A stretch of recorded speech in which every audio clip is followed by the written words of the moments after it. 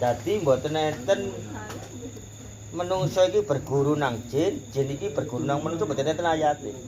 Mboten angsal anjen. Lah terus napa wali-wali Allah niku wau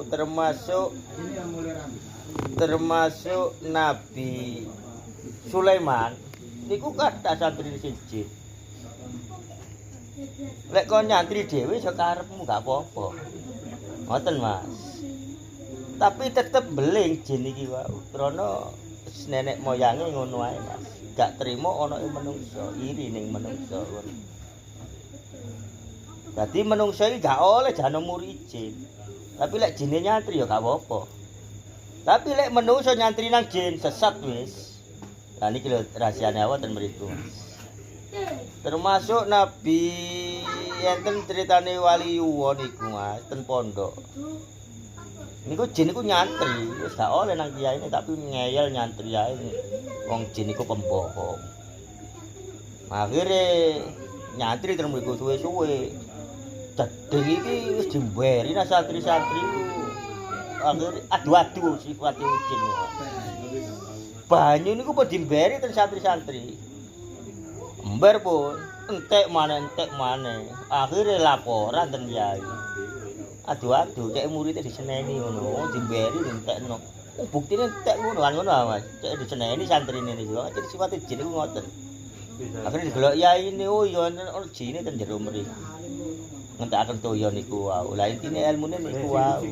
Kersane santrine niku wau diamuki teng yai. Nah ngoten Mas. Lek napa? Jelas nggih niku wau nggih lek menungso golek kucing nggih sesat niku wau akhire di prewangan dadi dukun-dukun menika. Otomatis ten jine mangke anak putune ditataken tumbal. Nggih sing aneh-aneh pun kita pirengaken pun kita nggih tahu wis ngoten-ngoten nika semerap. Tapi lek Nabi Sulaiman Mas. Nabi Sulaiman lah itu kan jin barang sing waktu apa iku Mas Wahid? Pindah kerajaan. Lah pindah kerajaan terus sing kate njaluk Ratu Buki napa iku jin sisan. Nah niku moko enten wirite.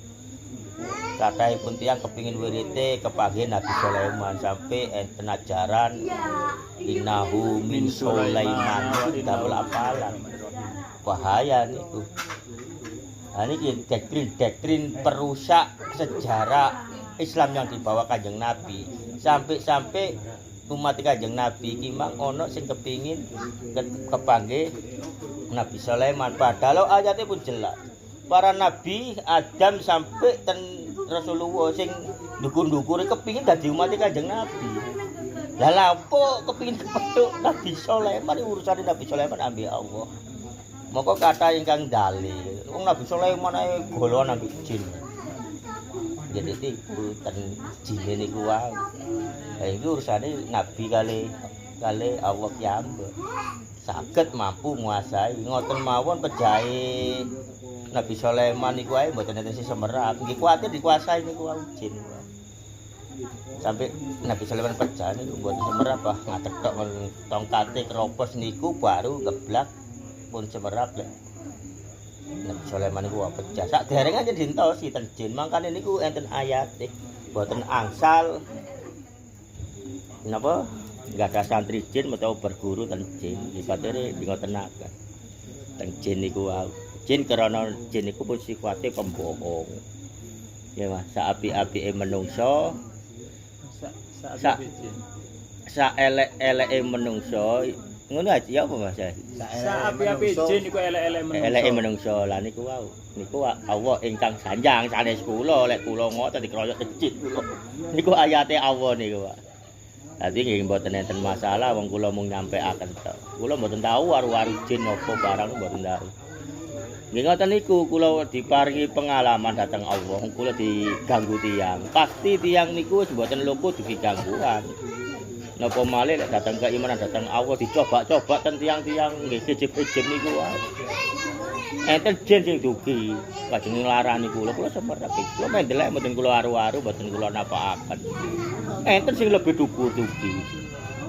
Nggih niku wau sampai kula kenal ten jin Ifrit niku. Lek jin iki anjene pembohong, waktu kenale ten kula mboten semerap. Wanteng ngoten, Pak. Wanteng jin Ifrit niku. Ngakune Miftahul Jannah kuncine surga ngoten. Nggih kula pikir nggih waktu niku anjene. Kaya tembung surganen wanteng bedukur ngoten. Nggih termasuk kula napa-napa niku diewangi dhek. Enten tiyang ganggu terus dhek teko ngoten. Nggih main trik dhek. Dianu ten dhek dicekel dianapaaken ngoten. Kula mboten ngengken, kula mboten napa-napa. Terus kula pasrahi kula meneng mawon nggih ten pundi-pundi temut kula akhire dhek niki wau mboten kepanggihipun kula lek niku jin niku muruki kula mlaku ndukur banyu niku. Ah niku wis kajelo-kajelo Jumatan mboten angsal. Wis sampe Jumatan sono kene mari ngene sampeyan tak ajari mlaku ndukur banyu. Akhire niku kula wong kula selawatan terus. Kula selawati ketingal wujud asline. Nggih tetep menungso wujude ya. Langsung niku wujud kon jin nglawan kon nang aku malaikat. Tak kon jin wis ngono. Akhire nggih kula selawati dhek mboten betah. Aku gak nganu kon tapi aku iki ajarane Allah, aku umat Kanjeng Nabi mung kepengin diakoni umat Kanjeng Nabi. Niku langsung dados awake iku. Nggih pancet nggih ganteng ngoten niku, tapi ngaku langsung mboten berdaya dhek. Yo ancene aku jin Ifrit zamane Nabi Ibrahim. Wah, ngeten kula. Mari ngoten pasukane ketingal kuwat wis. Dadi jin-jin sing dikirimaken dugi tiyang sing kajenge ganggu kula niku wau. Nggih mboten wonten nggih. Wong niku rekene presidene. Engko lek ngomong kepala suku dikroyo suku mboten niki ibarate presiden ini. Jamane Nabi Ibrahim isih urip napa malih. Ngoten niku nggih sakti nemen ya. Tapi nggih mboten berdaya mung selawat. Sakjane kabeh niku ilmu napa mawon. Nggih sing siji sing Bandung Bondowo saha napa niku termasuk semerap kepingin semerap tiang-tiang ingkang kados kula niki nggih selawat niku. Mangke lek anjene hidupe penuh duniawi nggih kula akhire sampe ahli selawat diketoki kula asline sinten kula niki. Moro metu siunge, moro batu gambar duwe ngoten niku. Berarti kula ibadah krana yatra ngoten ae.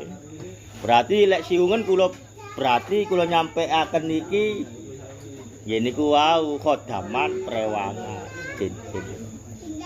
Ati ngono Mas gak oleh sakjane menungso iki berguru nang jin dan jin gak oleh nyantri ngono. Tapi kehebatane menungso iki mang iso nguasai ya hake Allah Mas. Ini nyantri tapi kudu waspada. Karena jin sifatnya pembohong. Kayak napa sih jin sak benere niku? Sak jin niku nggih selama kula selawatan niku diparingi wujud-wujud termasuk nggih ten pesareane nggih termasuk ten nggih niku ten Tambak Rejo niku Mbah Sungging nggih ten Mbah kula ki ambek niku termasuk ten Kaci niku kan sak yuga asline. Bapak Wedung niku nggih semerap nggih ten Bapak Wedung mboten semerap. Baru Sidin mboten semerap. Ombol. Asli mriku kok mboten semerap nggih. Nggih mungkin anu. Boten petunjuk. Nek dumasne kok dumasare basa kula Raden Bagus niku. Raden Bagus. Nggih. Ping Raden Bagus. Raden Bagus sing pinggir pundi? Pinggir ril itu anu Bagrudo. Kula dapat kabar Mas. Oh ten mriku lek sing lere ril sepur niku. Sing Kidul nggih sing ler sepur niku Bapak Wedung pojokan niku lho pas lampang ngeten niku. Niki Bapak Wedung ten mriki. Lah lek sing teng ril niku pinggire niku terus kula niku Mbak Rosidin. Lek terus kula nggih kula sak derenge ngoceh-ngoceh ngeten singen nggih pas mrapat mriku. Kula pas pantun Jumatan Ajenge tilem kok mara dugi ngoten mriku. Mudune mriku kula tututi mriku enten pesareane. Bapak Wedung niku. Lah niku nggih sak derekan sedanten mriki wong darah Madura semua. Dugi dane dugi Banyuwangi, tapi wis mriki mawon dugi Segarapura niki sak derekan sak darah. Kane Abdul Rahman. Nggih, darah Madura kabeh. Said Arif itu terusnya putranya Sari Pakotija. Dan Sari Pakotija itu nggak ada Yugo.